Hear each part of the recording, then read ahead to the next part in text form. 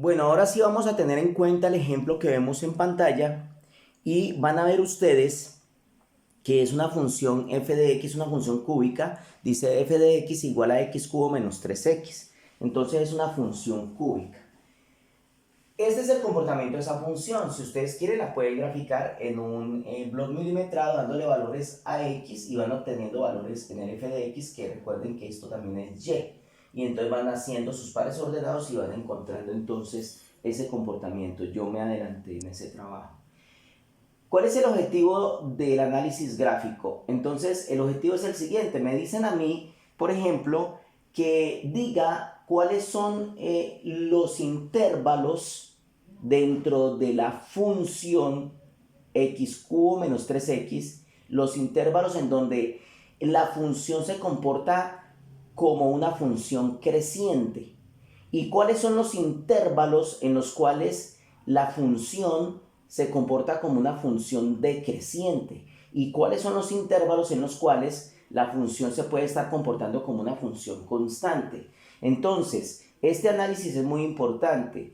Ojo, esto nos lleva a nosotros, y más adelante vamos a ver ejemplos de la vida cotidiana, en donde el análisis de gráficas es esencial. Cuando usted tenga una empresa, por muy grande o pequeña que sea, si usted hace, digamos, un estudio, recopila unos datos de producción o de ingresos económicos de su empresa a través del tiempo, usted puede generar un gráfico y hacer digamos, una gráfica correspondiente a esa fluctuación.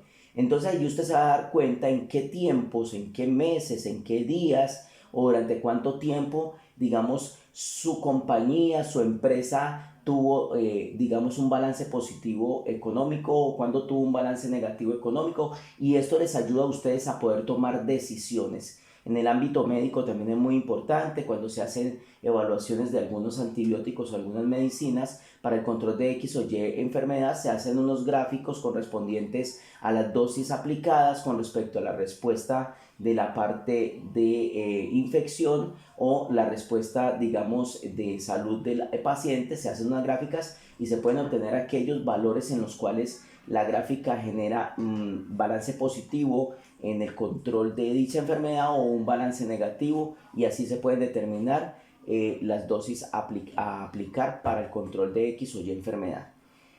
Esas son aplicaciones, son innumerables las aplicaciones entonces que se hacen con respecto a este concepto de funciones crecientes, decrecientes o funciones constantes. Bien, entonces vamos a ver el análisis. Nos dicen, digan en qué rangos o cuáles son los rangos en los cuales esta función se comporta como de carácter creciente. Entonces, siempre nos vamos a fijar en aquellas partes donde la gráfica correspondiente a la función genera un proceso ascendente, o sea, que a medida que voy aumentando los valores en X, me vayan aumentando los valores en Y.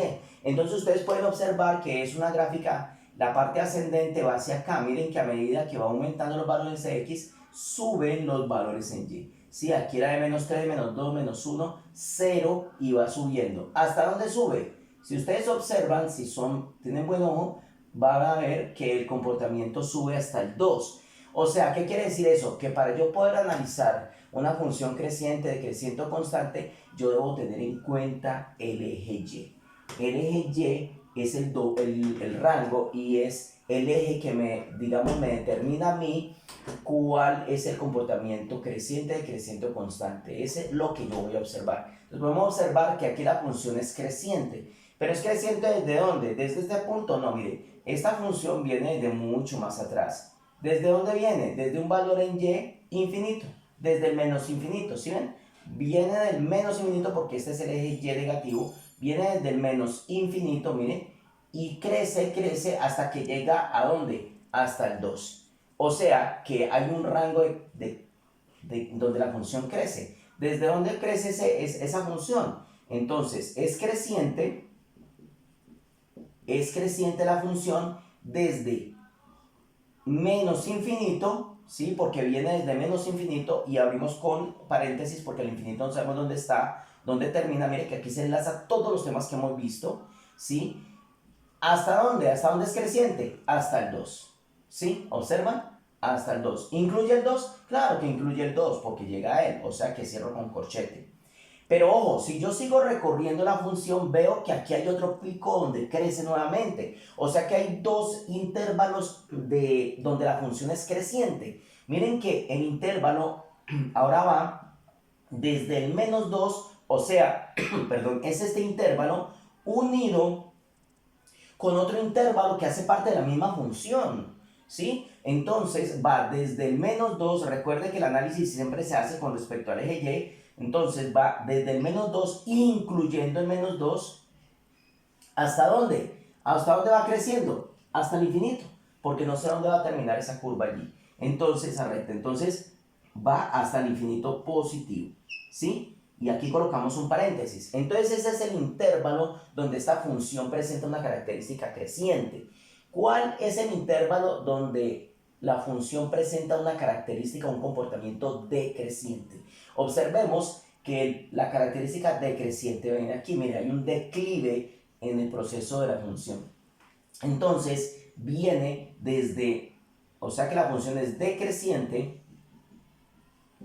Y recuerde que tenemos el análisis con respecto al eje Y, el eje X básicamente ni lo miramos porque es el rango el que nos interesa. Entonces es decreciente desde el punto 2, ojo, y aquí, perdón, viene una característica especial porque si es creciente desde menos infinito hasta el 2, incluyendo el 2, cuando es decreciente no puedo incluir el 2 porque ya incluí el 2 como creciente. Entonces digo que va desde el 2 sin incluirlo hasta ¿dónde? Decrece hasta ¿dónde? Hasta el menos 2. ¿Sí ven? Llega y aquí porque aquí vuelve y crece. Como aquí incluí el menos 2 como creciente, entonces aquí no lo puedo incluir el menos 2. Entonces lo dejo con paréntesis. Y esta es la franja o el intervalo en el cual la función se comporta como una función decreciente. Ese es el análisis. Ahora miremos si la función es constante en algún punto. En ningún punto es constante porque nunca veo rectas horizontales. Por lo tanto, no es constante en ningún punto ni en ningún intervalo. Ese es más o menos ese es el análisis con respecto al comportamiento creciente, creciente y constante de una función cuando nos dan su concepto gráfico.